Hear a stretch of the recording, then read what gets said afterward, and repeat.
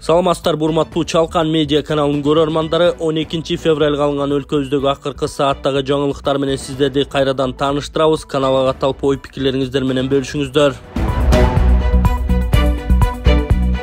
Президент Садыр Жапаровдун тапшырмасы менен өзгөчө кырдаал министрлигинин куткаруучулары Туркияга жөнөп кетишти. Манас аэропортунда куткаруучуларды жөнөтүү үчүн атайын борт уюштурулуп, министрлер кабинетинин төрагасынын орун басары Бакыт Төрөбаев, Кыргызстандагы Туркиянын толук ыйгарымдуу укуктуу элчиси Ахмет Садык Доган катышты. Куткаруучуларды узатып жаткан өзгөчө кырдаалдар министри Бообек Ажикеевдин айтымында, табигый кырсыктан жабыркаган Боордош Түрк элине колдоо көрсөтүү үчүн биринчи атайын учак менен 50 куткаруучу, 6 дарыгер, бооз үй тигүүчүлөр, 75 бооз үй жөнөтүлдү.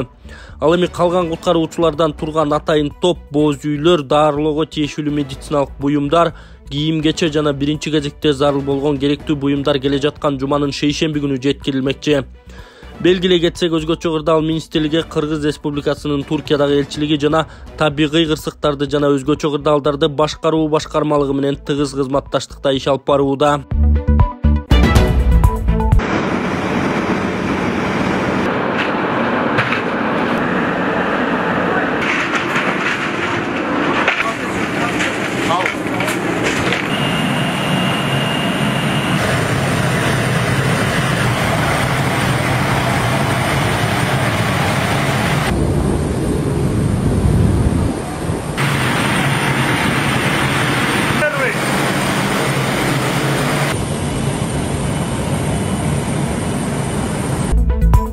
Садыр Жапаров бүгүн Венгрияга расмий сапар менен барат. Президент Садыр Жапаров 12-14 февралда Будапештке расмий сапар менен барат. Бул тууралуу президенттин администрациясынын тышкы саясат бөлүмүнүн башчысы Муратбек Азымбакиев билдирди.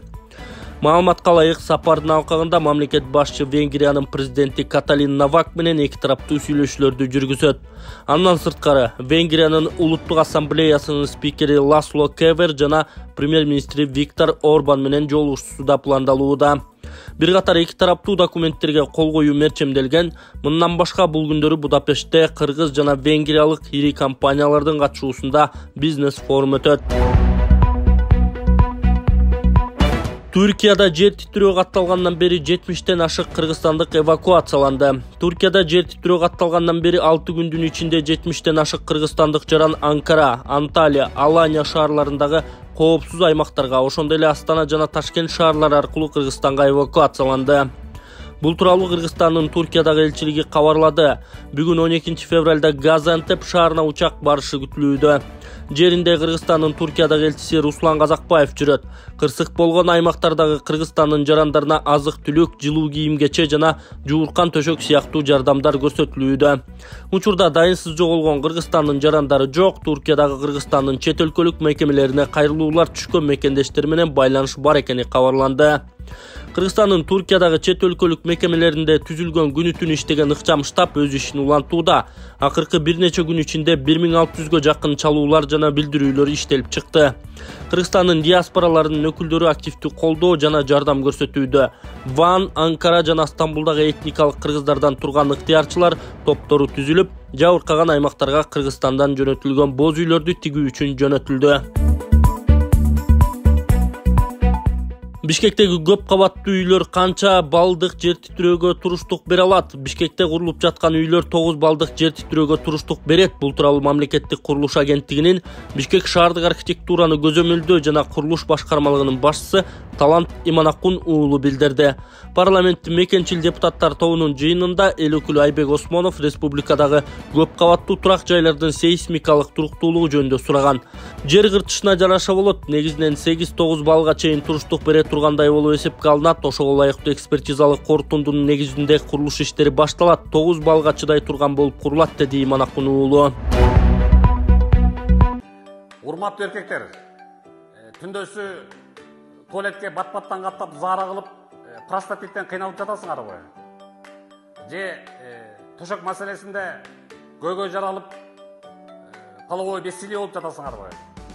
Анда эмесе, мына бул Турциянын Чакшыр деген капсулаларын алып ичкиле. Абдан эффективдүү, абдан таасирлүү.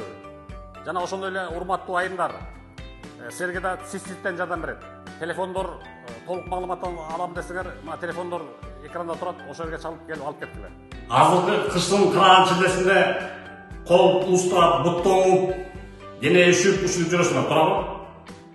Ошонун тест кутуунун бир жолу бар.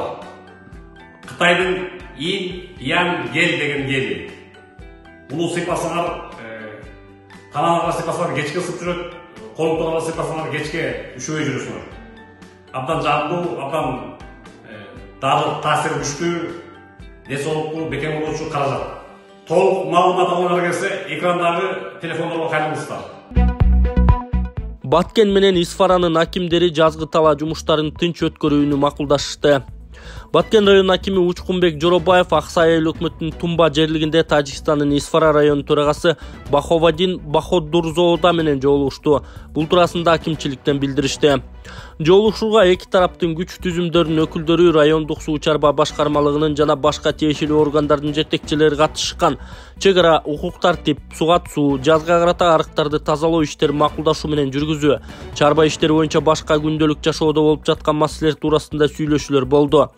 Андан сырткары эки элди түрдүү провокациялык чакырыктарга алдырбоого маселе каралып, чек аралаш аймактарда туруктуулукту сактоо талкууланды деп айтылат маалыматта. Ошондой эле жазгы тала жана вегетациялык жумуштарды тынч өткөрүү максатында суу чарба жана башка тиешелүү мамлекеттик органдардын өкүлдөрүнөн турган атайын жумушчу топ түзүлгөн. Алар бекитилген иш мерчемдин алкагында иштөө жана макулдашылбаган мыйзамсыз курулуштар, көчөт отургузуу фактыларын болтурбоо, эгер катталса баштапкы абалына келтирүү жактарын макулдашкан. Өкмөт ири мамлекеттик жеке өнөктөштүк долбоорлорду өзгөчө тартипте карайт. Мамлекеттик жеке өнөктөштүк чөйрөсүндөгү ири долбоорлор аягына чейин так аткарылышы үчүн мамлекет аларды өзгөчө көзөмөлгө алат. Бул тууралуу министрлер кабинетинин төрагасы Акылбек Жапаров Кыргыз инвестициялык кеңешинин жыйынында билдирди. Ал мамлекеттик жеке өнөктөштүктүн алкагында долбоорлорду ишке киргизүү жол-жобосун мындан ары жөнөкөйлөштүрүүгө жана ашыкча бюрократиялык тоскоолдуктарды жоюуга чакырган. Мамлекеттик жеке өнөктөштүктү өнүктүрүү борбору түзүлүп 2026 жылга чейин МЖÖ программасы жана зарыл болгон мыйзам алдындагы актылар кабыл алынды. Бирок иш жүзүндө долбоорлорду ишке ашуунун тездетүү талап кылынат. Аймактардагы чакан долбоорлор жөнөкөйлөштүрүлгөн тартипке ишке киргизилиши керек. Ал эми стратегиялык долбоорлор өзгөчө тартипте кабыл алынат деп айткан Жапаров. Өкмөттүн маалымат кызматы жазгандай, механизм толук кандуу иштебесе экономиканын динамикалык өнүгүүсүн камсыздоо кыйынга турат. Мындан тышкары инвестициялык кеңештин мүчөлөрү мамлекеттик жеке өнөктөштүктү мындан ары өнүктүрүү жана Кыргызстандын инфраструктуралык долбоорлоруна инвестицияларды тартуу, электрондук накладнойлорду колдонуу маселелерин карашкан. Кыргызстан менен Орусиянын футболчулары жолдоштук беттеш өткөрөт. Орусия менен Кыргызстандын кичи футбол боюнча командалары март айында 2 жолдоштук беттеш өткөрүшөт. Бул тууралуу Орусиянын футбол союзунун басма сөз кызматы билдирди. Оюндар 6-7 март күндөрү Бишкекте өтөт. Орусиянын негизги командасы менен бирге Бишкекке жаштар курама командасы келет. Алар да кыргызстандык футболчулар менен 2 оюн өткөрөт. 28 февралда эл аралык футбол федерациясы FIFA менен Европанын футбол ассоциациясынын биримдиги Орусиянын курама командаларын мелдештерден четтеткен болчу. Былтыр 24 сентябрда Кыргызстан менен Орусиянын футболу боюнча курама командаларынын жолдоштук беттеши Бишкекте өткөн.